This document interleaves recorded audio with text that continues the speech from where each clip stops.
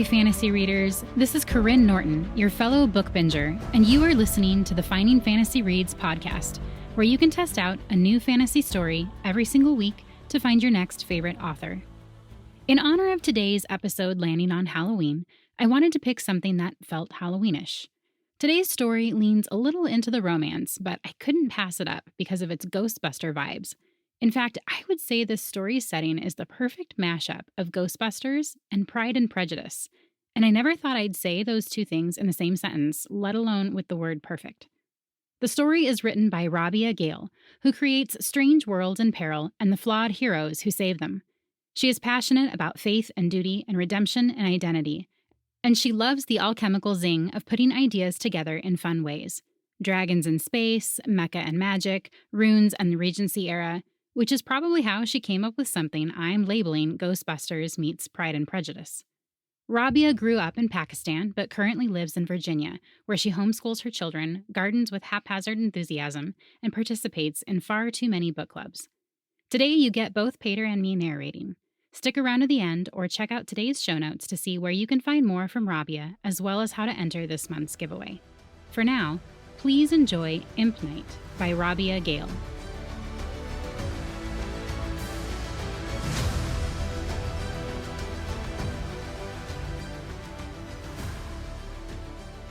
The day was miserable, an unhappy thing caught in a tussle between winter and spring.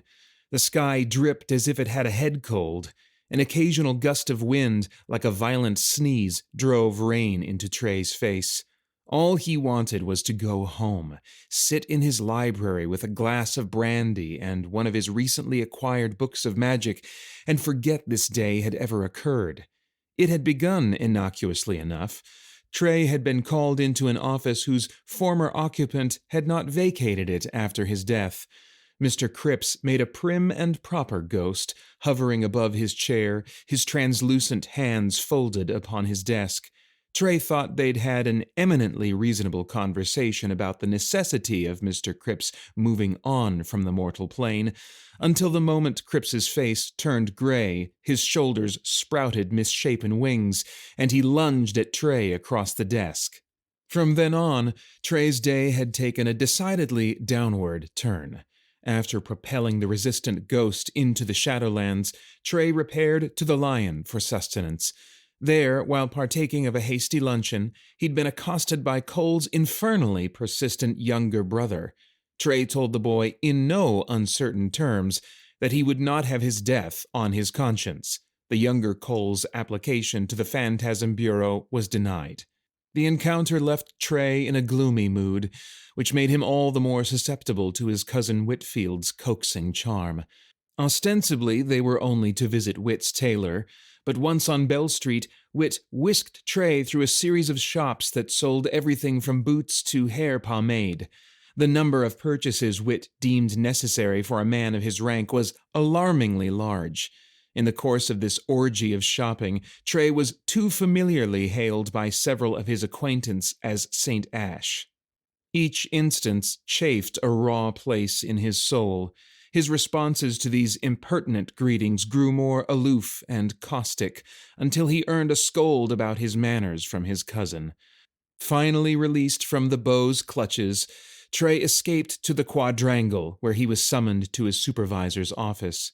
August Winter did not scold, but he dissected Trey's handling of Mr. Cripps with a pedantic precision that reminded Trey exactly why he had never gotten along with the man at Holyrood University.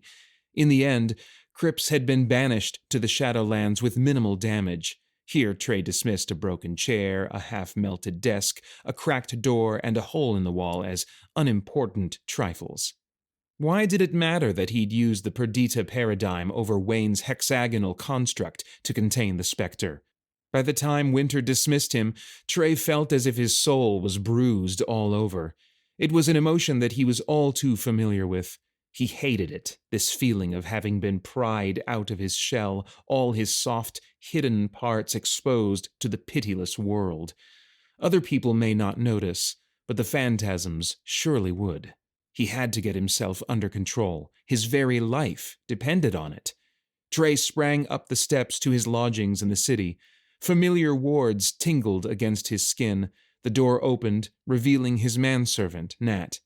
Right away, Trey knew that the evening he'd envisioned wouldn't materialize. Nat, guardian of his master's peace, wore an expression that sent a foreboding shiver down Trey's spine. "What is it?" he asked. "You have a note from Lady Theodora Shield, sir." Her man insisted on waiting for an answer. Nat sniffed as he produced the missive. "I sent him on his way sharpish, but he'll be back." Trey broke the seal and skimmed the penned lines. His aunt had stopped briefly in Lumen on her way to Whitecross Abbey, where he was sure she would be a sore trial to his father.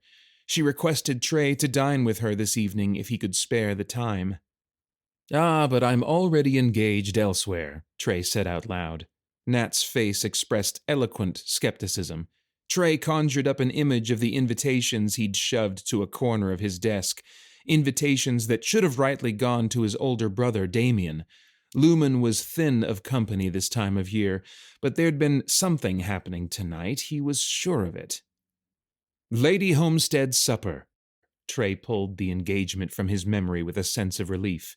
"An intimate gathering of persons of rank and taste, or so I inferred. How could I resist?" Nat folded his arms. "You said nothing to me about this, my lord." "I forgot until today," said Trey airily, "but I am prepared to make myself presentable to society. The Bell Street shops sent along my purchases, did they not?" "I suppose Mr. Whitfield collared you," said Nat shrewdly. "Why should I not avail myself of the beau's invaluable assistance? Go lay out my clothes, Nat, while I dash off a note to my aunt offering my profuse apologies." Trey held the letter at arm's length in case it decided to nip him. Nat nodded. He knew very well that while intimate gatherings of people not well known to his master were a particular torture for Trey, an evening being henpecked by his Aunt Theodora was far worse. At least at Lady Homestead's, Trey could hide behind his armor of icy reserve. Theodora would not afford him the same courtesy. She would pry and prod and talk of Damien and Trey's duty to the family, each word digging into his soul wounds. No, Lady Homestead and her guests, whomever they may be, were far preferable. Once he made up his mind, Trey acted quickly. He presented himself appropriately dressed at Lady Homestead's door within the hour. Her butler was too well trained to express shock, but the increased woodenness of his demeanor betrayed him. Becoming Viscount St. Ash hadn't changed Trey's propensity to avoid as many social engagements as possible. Gloom settled over Trey. He was no longer a plain Mr. Rank came with responsibilities. He didn't need Theodora to tell him that. He headed for the stairs. Wit was coming down them. He stopped, raised his eyebrows, and looked at Trey through a quizzing glass as if to confirm his eyes had not betrayed him. Trey chose not to take umbrage at this. "Leaving already, Wit?" A pity. Whatever Wit's failings, his determination to mold Trey into a socially acceptable personage being one of them, he was genuinely fond of his cousin. Wit was among the few people Trey felt at ease with. Wit assented. "Alas, I have other engagements." He ignored Trey's muttered "gadabout," and blithely went on. "I came in briefly to express my support of Lady Homestead's charitable schemes." Trey's mouth dropped open in horror. "Are those what tonight's party is all about?" he demanded. Wit's grin had a malicious edge. "Not entirely, but I expect you shall hear about them in great detail. It's not too late to turn tail and make your greeting to our aunt." Trey gave a scoffing laugh. He should have known that Wit would guess what motive lay behind his sudden appearance. "No, I'll see this through. I notice that you are not dining with our dear aunt either." Wit waved a languid hand as he passed Trey. "I'm not a shield, and thus not entitled to such privileges. I did, however, pay a morning call. I find the best defense is a good offense." "I admire your strategy," said Trey with mock humility. Then, thinking about what lay ahead of him in the upper rooms, added, "By the by, which charity?" "Orphans, my dear Trey," Wit called back. "Orphans." Trey suppressed a smile at Lady Homestead's astonished expression upon beholding him. No doubt she had given up hope of his response, much less his attendance at her supper party. The surprise gave way to profound welcome, which put Trey on his guard at once. They exchanged social niceties, Trey apologizing for his tardiness, and Lady Homestead assuring him it was of no consequence. "We are quite informal here tonight," she said in her forthright manner. "A cold supper, cards and music, and perhaps some dancing. There's no need to stand upon ceremony when we are all friends. Now, are you acquainted with everyone?" Briskly, Lady Homestead shepherded him around the room to make introductions. Trey soon discerned the reason for Lady Homestead's welcome. There were far more ladies present than gentlemen. He wished Lady Homestead would not say Lord St. Ash with quite that ringing tone. The speculative gleam kindled in a few pairs of eyes made his shoulders hunch defensively. Still, that response was better than the ones who drew back in reflexive horror and couldn't bring themselves to meet his gaze. Now he remembered another reason why he tended to be a recluse. It was exhausting being treated as if he were a wild beast escaped from his cage. Even as his mouth shaped pleasantries, Trey plotted his escape from this intolerable party. It would be easy enough to manufacture an emergency that needed his immediate attention. Now, what was it to be? A Barghest or a specter? The efficient Lady Homestead had already moved on to her next guest. "Miss Trent, have you met Lord St. Ash?" Trey turned to the lady in question with a distantly polite smile, and froze. Dark ringlets and bright eyes, a fresh complexion, and an expression of frank interest. Something about that look slipped past all Trey's defenses and touched his soul with a painful thrill. Saints, she had to have dimples. Adorable ones tucked into her cheeks, framing a smile so full of goodwill with the world that it nearly drew one from him in response. Instead, he scowled. Miss Trent looked taken aback. She blinked. Trey schooled his features into neutrality just as Lady Homestead glanced at him to see what had surprised her guest. A small frown puckered Miss Trent's brow. "No, I haven't had the pleasure." Her tone suggested that she doubted anyone would find meeting Lord St. Ash pleasurable. She wasn't far wrong. Disaster followed in his wake. No sensible person should want to be in his sphere, especially not a lady brimming with youthful vivacity. No, that frisson of attraction was a feeble thing, a weak moment conjured up by Miss Trent's passing familiarity to other women he had known and loved. Now that he looked at her more closely, he was reminded that he did not admire dark-haired ladies at all, dimples and long lashes notwithstanding. Hardening his heart, Trey dismissed Miss Trent from his mind and exchanged trivialities with the last of Lady Homestead's guests, a Miss Kettering, decidedly spinsterish, with an expression that had been marinated in vinegar. He bowed and escaped that conversation a shade sooner than was entirely proper. Trey was barely 2 steps away when Miss Kettering leaned toward Miss Trent and whispered in her ear.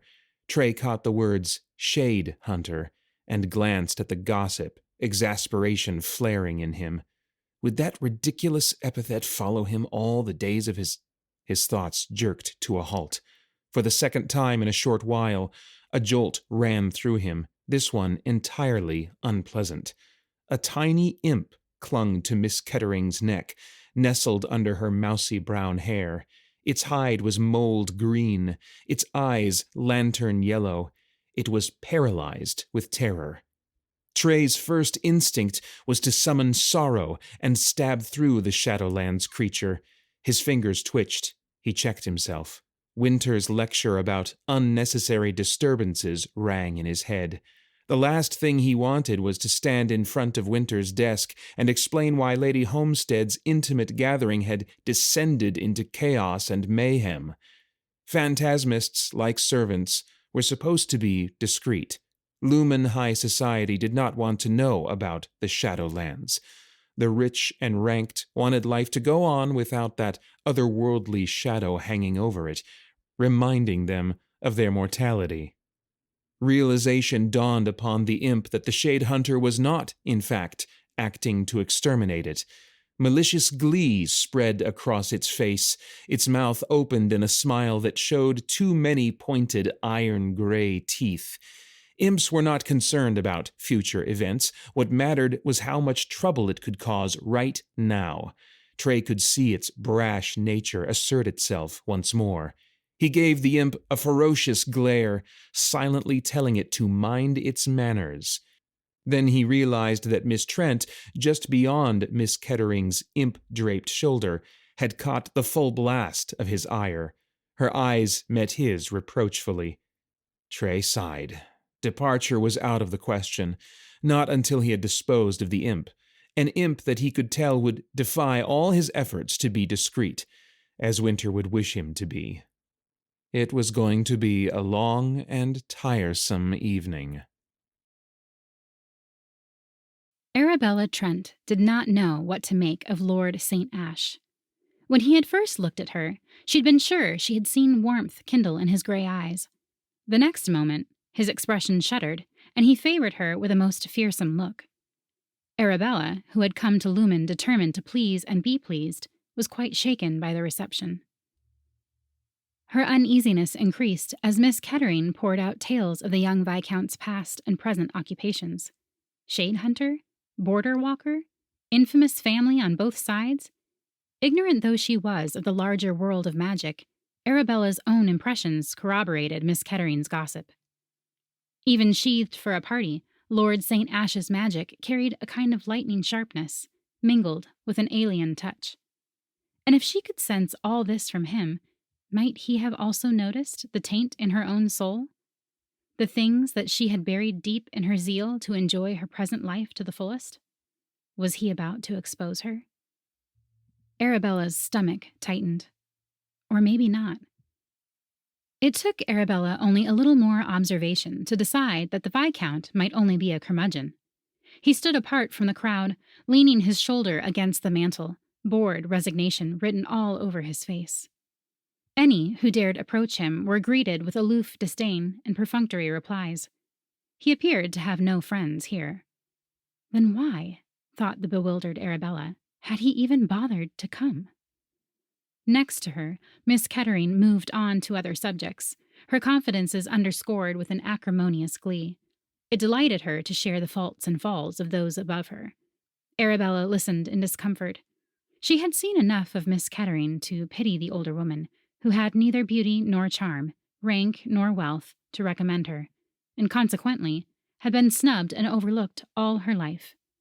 However, she could not be comfortable with Miss Kettering's obvious relish in the misfortunes of others, especially debutantes like Arabella herself.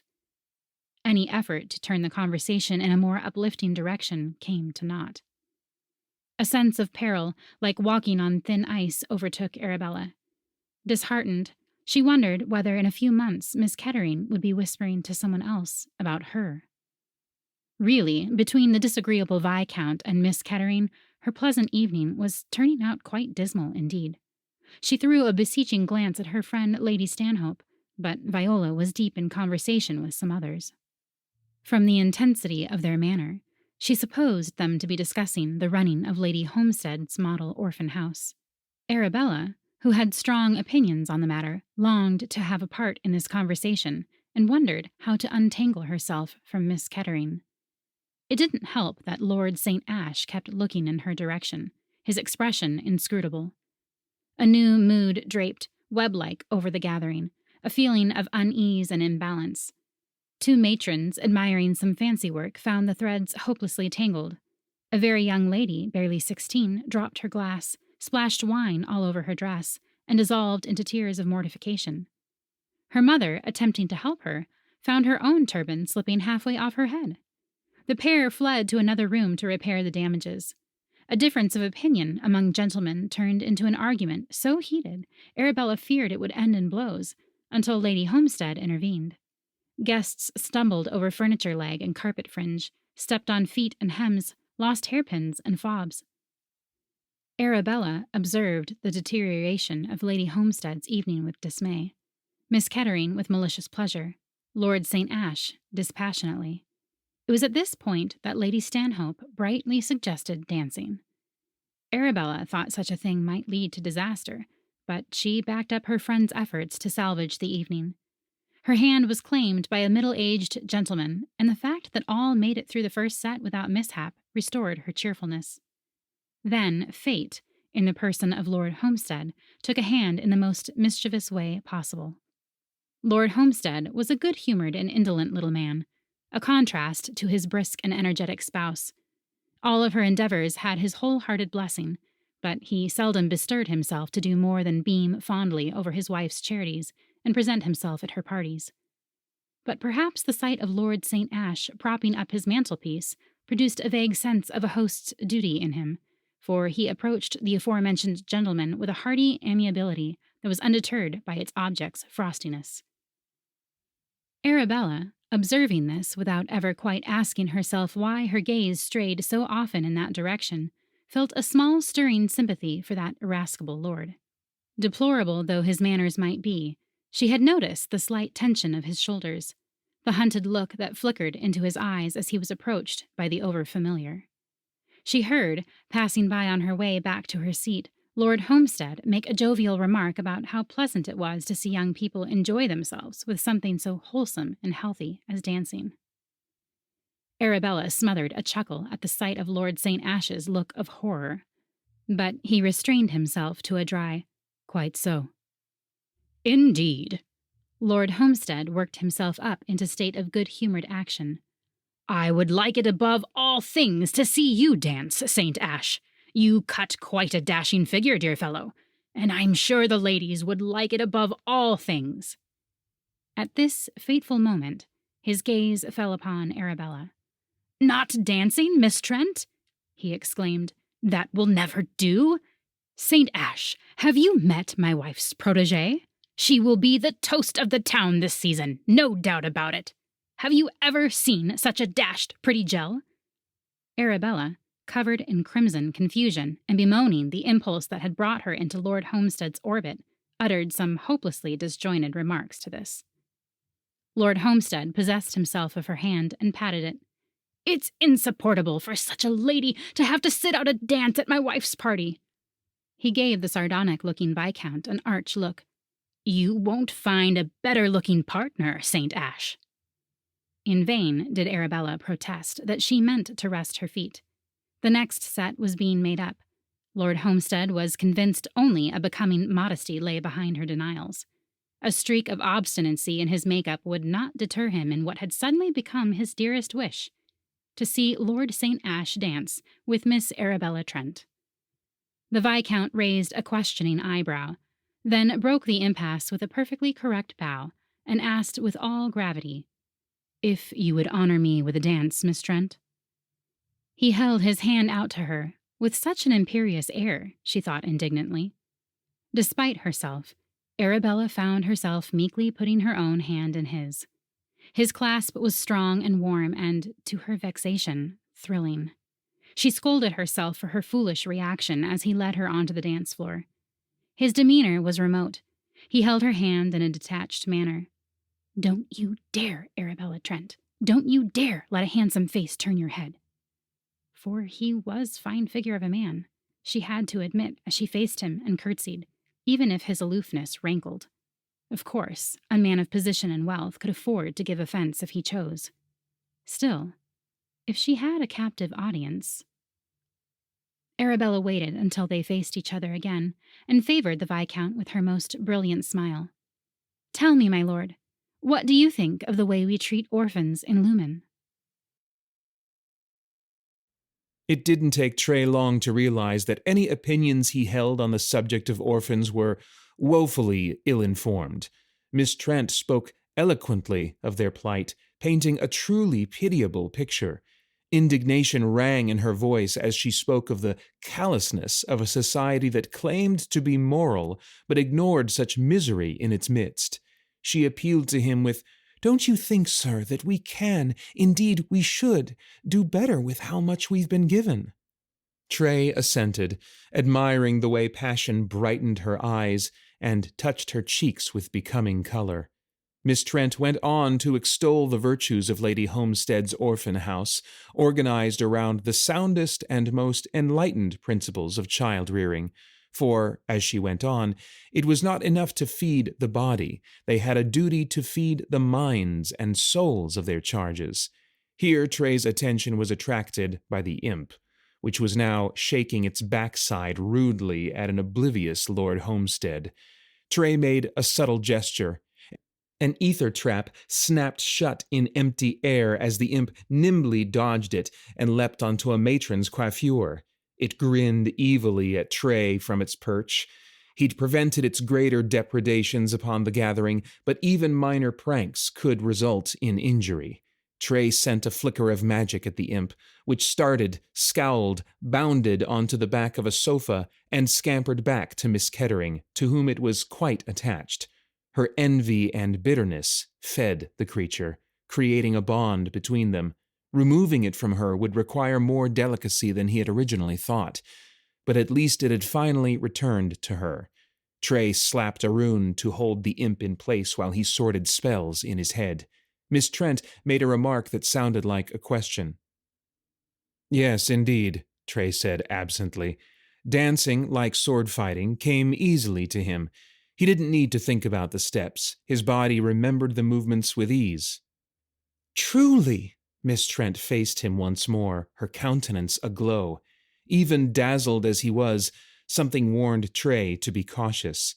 He reviewed the last few sentences of Miss Trent's soliloquy. Yes, he said guardedly. "I'm delighted you consider the addition of a wing a worthy investment," said Miss Trent warmly.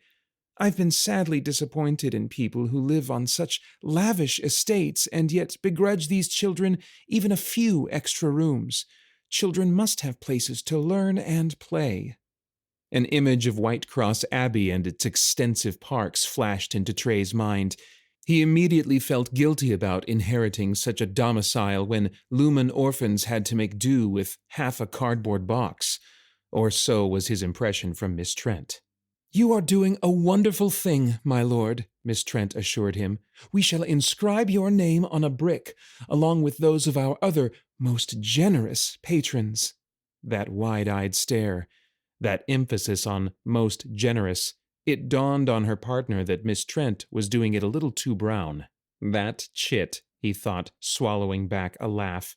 "She is determined to extract as much money as she can for her pet charity. I'll forego having my name on a brick," he told her. "It might ruin my reputation for meanness." She nodded gravely. "Indeed, you may count on my discretion. How much may I put you down for, my lord?" £100, said Trey recklessly. He had the satisfaction of seeing Miss Trent visibly dumbfounded. Dismay and contrition flickered across her open countenance. Are you quite sure, my lord?" she choked out. "My dear Miss Trent," Trey raised his eyebrows, "do but think of the orphans." With that, the dance came to an end. He bowed to his partner, enjoying her discomfiture. No doubt Miss Trent's means were far more modest, but Trey had several £1,000s a year, no dependents, and few expenses. His lodgings in the city, though a source of painful embarrassment to his family, were a meager dent on his purse. She bit her lip as he led her from the dance floor, her zeal for orphans battling with a concern for his finances. Her inner conflict both amused and touched him. When Miss Trent opened her mouth, probably to beg him to reconsider, Trey forestalled her with a bracing. Now, Miss Trent, that will never do. You must know that we in high society are a frippery, dissolute lot, bent on our own pleasures. You must allow to us to exercise some selflessness once in a while. It's for our own good." And then, maybe it was due to some subtle influence of the imp that had wound its tail firmly around Miss Kettering's neck, he added, "Would you honor me with another dance?" He didn't know who was more surprised, Miss Trent or himself. Her look suspected him of having hidden and mischievous designs. The truth was much simpler. He found her utterly charming. The realization came as an unpleasant shock, a sudden imbalance in the world. Trey had not thought himself capable of such a response, not so soon. Not after all that had happened last summer. A familiar twist of dull agony burned in his chest. Miss Trent considered him thoughtfully. "I would like to rest my feet, my lord. However, if you are still in the humor for dancing, there are several ladies who've had to sit out." Relief surged through him at her refusal. Another dance, and he might be well entrapped by her bewitching smile, sparkling eyes, and midnight hair. Still, he couldn't let her remark pass without a riposte. "Another charity, Miss Trent?" "Oh, no," Miss Trent shuddered. "It would be too mortifying to be danced with out of pity. How odious! No, I think you might find Lady Homestead's guests more interesting and amiable than you expected. People often are, once you take the time to get to know them. You may even enlarge your acquaintance. It'd be for your own good, of course," she dimpled. Abominable girl. The corners of Trey's mouth twitched, but he kept his face straight. "How right you are, Miss Trent. I believe Lady Stanhope wishes to speak to you now." He bowed and removed himself from Miss Trent's proximity before he lost all vestiges of good sense. At least she had given him a good idea. His eyes fixed upon the imp, he made his way Miss Ketteringwards. No one had taken the place Miss Trent had vacated, leaving the woman with a ring of empty space around her. Her sour expression was not at all inviting. Trey felt a sudden fellow feeling for her. She craned her neck up as he approached, misgiving in every line of her. "Miss Kettering, would you do me the honor of dancing with me?" Miss Kettering stared at him, stupefied. Her mouth dropped slightly open. A deep flush climbed up her neck and cheeks. Are you jesting, my lord?" "Not at all, Miss Kettering." The imp clutching the side of her neck bared its fangs. Trey's smile grew steely. "Just you wait." Well, I suppose, if you insist," Miss Kettering spluttered, and Trey took ruthless advantage of her confusion to take her out to the center of the room, ignoring the astonished glances cast their way. He smiled at her as they took their places.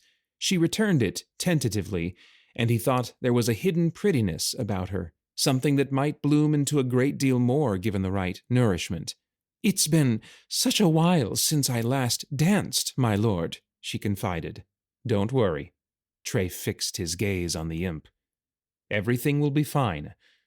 I'll make sure of it." He readied an entrapment spell. Arabella watched Miss Kettering dance with Lord St. Ash with mixed feelings. She couldn't make out the man at all. He had spent most of the evening either scowling in her direction or standing bored and haughty against the mantelpiece. Lord Homestead had practically forced him to dance, and Arabella herself, she owned fairly, had used the opportunity to separate the Viscount from his money for her own cause. Yet Lord St. Ash had endured it all patiently, and now he danced with Miss Kettering of his own volition, no resignation or annoyance in his manner. The lady simpered and fluttered, obviously delighted at the attention. The lord smiled with grave sincerity. Arabella was too far away to make out more, but she imagined the corners of his eyes crinkling as he smiled, warmth stealing into his expression, humor transforming his stern face. A shiver stole over her. She shook it off. "Stop it, Arabella. Don't think of it. Don't even look at him." Arabella turned away, a rueful smile at the corners of her mouth. The Viscount had done in a few moments what she herself had failed to do all evening: to draw Miss Kettering out from her simmering resentment and allow her a time of open, unaffected enjoyment. Arabella felt a certain proud glow at that, given that the Lord had acted on her advice. A sudden and familiar feeling pinched the skin between her shoulder blades. Shock punched through Arabella, leaving her momentarily breathless. She looked back sharply, but the dancers still stepped, the matrons still chatted, the men still played cards. Arabella fought to calm her racing heart. How stupid of her. No one would be using entrapment magic at a ton party. She'd been mistaken, that's all. Trey left Homestead's house with a jaunty air, an angry captive imp wriggling in the pocket of his topcoat. He'd dispose of it when he returned home. "You see, Winter," he pictured himself saying to his supervisor, "Perdita's paradigm was eminently suitable to the task, and no one the wiser." In fact, Trey was in such good humor that he even nodded pleasantly to the short, plump gentleman who bowed deferentially to him on the steps down to the footpath. The evening had not been entirely a waste. An imp captured, a charity assisted, an aunt thwarted. He'd even had a pleasant chat with Miss Kettering, who, as it turned out, had spent many happy summers of her girlhood visiting relatives in the village close to Whitecross Abbey. And as for the passing fancy he'd had for the bewitching Miss Arabella Trent, well, he was not foolish enough to indulge that. Removed from her proximity, occupied with his own work, he'd soon forget her. "In 2 weeks," he thought to himself, "I probably won't even remember what she looks like." He whistled to himself as he walked home, his heart safe, his own man once more.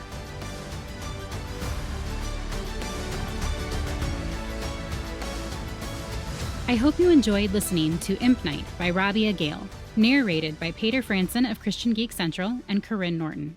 If you want to read more by Rabia, go to rabiagale.com to find more of her books. You'll especially want to check out Ghostlight, which continues the story you heard on today's episode with the same world and characters. I'll have a direct link for it in the show notes. This month's giveaway includes a signed paperback copy of Rabia's book, Ghostlight. So if you want a chance to win, go to findingfantasyreads.com/giveaway to enter. If you enjoyed listening to Paeter narrate the story, you might also enjoy listening to his podcast, Christian Geek Central, where he discusses movies, video games, and all things enjoyed by self-proclaimed geeks from a Christian worldview. This Saturday, he is doing a charity live stream event, which means he is live streaming himself playing video games for 24 hours in order to raise money for St. Jude's Children's Research Hospital, which is constantly helping kids fight cancer. The live stream event gets a little crazy, especially if you catch him playing in the wee hours of the morning, but it's also fun enough that I usually stop by for a couple hours. This year, I'll be there hanging out around 1 p.m. to 3 p.m. Pacific time. So if you happen to tune in at that time, you'll get to learn a little bit more about the two narrators behind the podcast. Probably more than you want to know. I will have the links I mentioned in the show notes, along with links to his YouTube channel, where you can watch the live stream, and his Patreon page, where you can donate for the St. Jude's Children's Research Hospital. Thank you all for listening, and happy reading.